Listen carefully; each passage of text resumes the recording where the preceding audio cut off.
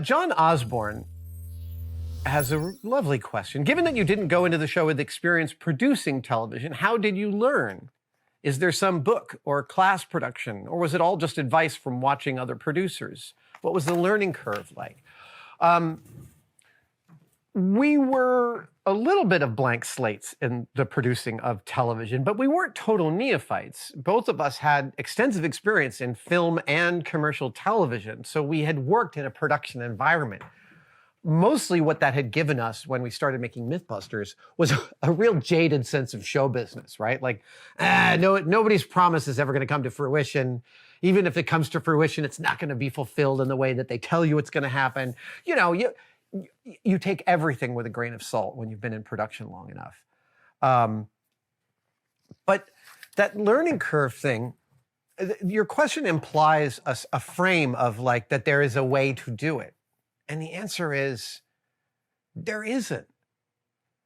I mean, I am sure if you asked a showrunner like Ron Moore, who has produced so many different shows and so many different kinds of shows, from Battlestar to Galactica to Outlander, et cetera, et cetera, et cetera. And so in period piece, science fiction, could they be more different? I'm pretty sure if you asked Ron Moore, is there a way to produce a show? Did you use the same way to produce Outlander that you did BSG? The answer would be no. Each of these is not a thing to be like lashed into subservience. It is a group of people. It is a mission, as it were. So what happened for us, the learning curve went like we sent in a demo reel in the spring of 2002. They loved it and showed up 3 weeks later to shoot some pilots. The pilot's crew was 5 people, including me and then Jamie and I, so 7 total for 6 or 8 weeks in the early summer of 2002. We shot the 3 pilots, and the only thing we were told about appearing on camera at all was my cameraman Paul Henry like looked over from his camera and he was like, "Oh, Adam, if you could just roughly wear the same thing every day, that would be great." And then he went back to filming. That's the total of information we were given about appearing on television. So in the beginning, it was a slog. Like, they showed up to shoot the pilots. We shot those pilots. That was fun. And we shot the pilots in a way that we didn't shoot any other episodes of MythBusters, which is we did all the prep for 10 stories, I believe, and then over like a month and a half, and then spent 2 weeks filming all those stories, like finishing up all those stories, which is an exhausting way to go. Later on, we just did story, rather than like multiple story prep and then a bunch of stories to be filmed. So let's see. So we sent in the pilots, we shot the pilots, we sent the demo reel. I'm getting ahead of myself. Once we wrapped the pilots in July of 2002, production went back to Australia, to Beyond Productions, where they spent several weeks cutting the episodes. And, you know, with a brand new show, it takes a long time to cut the first few episodes of a brand new show because it's its own thing, as George Harrison says so beautifully in Get Back, Peter Jackson's Beatles documentary. He says, we do the thing and the thing becomes what it wants to be. And this is really true about all things. And MythBusters, first pilots were filmed, it wasn't clear what it wanted to be. And that's what they went back to Beyond Production to figure out. And they came up with these 3 episodes. They aired 19 years ago, last month. And then almost immediately Discovery picked up the show, and 2 months later, or even like a month later, they showed up, and then we shot for like 10 months. So there was no like, how are we doing this job? It was more like, we're doing so much work right off the bat, there's no time to even think. And then while we were filming that first season, the first episodes of MythBusters started to air, and it was a hit. So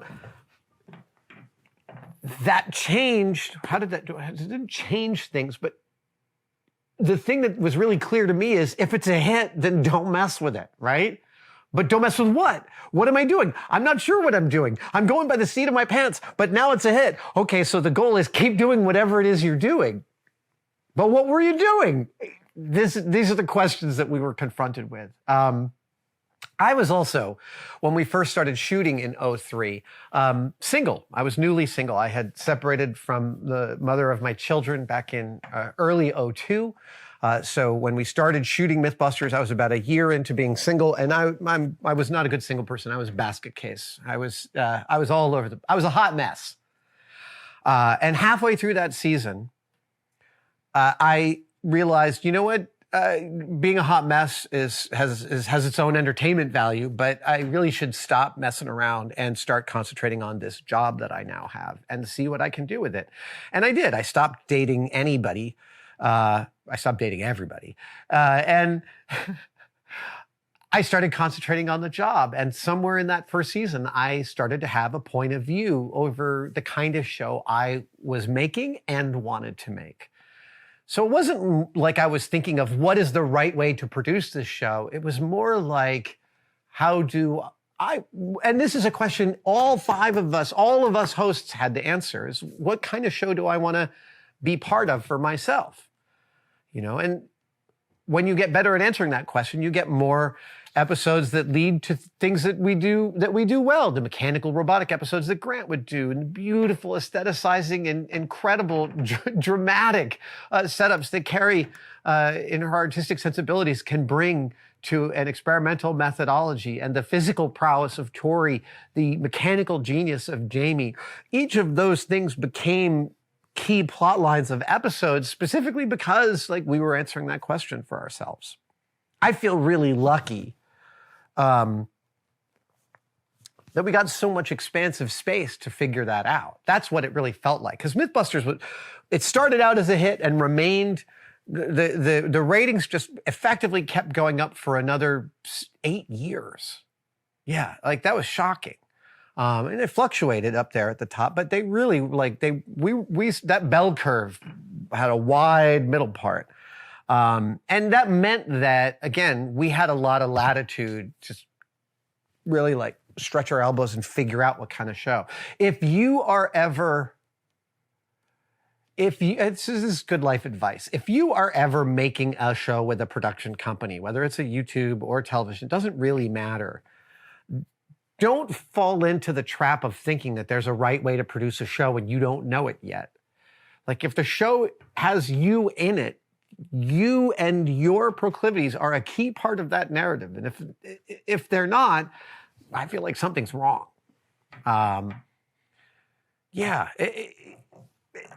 It's a lovely little refinement in there to me, because we think of things that we don't know as well, somebody knows that. And the answer is every show has its own kind of methodology and culture and the group of people that put it together.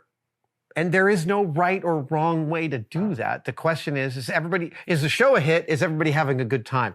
Now, usually the second part isn't as high a priority. And I am grateful to say on MythBusters, we worked really hard to have a good production environment so that everybody was really having a good time. Thank you so much for watching. If you'd like to support us even further, you can by becoming a tested member. Details are, of course, below, but it includes all sorts of perks, and we're building them all the time. You get advanced word and behind-the-scenes photos of some of our projects. Questions, you get to ask direct questions during my live streams, and we have some members-only videos, including the Adam real-time series of unbroken, unedited shots of me working here in the shop. They are weirdly meditative. Thank you guys so much. I'll see you on the next one.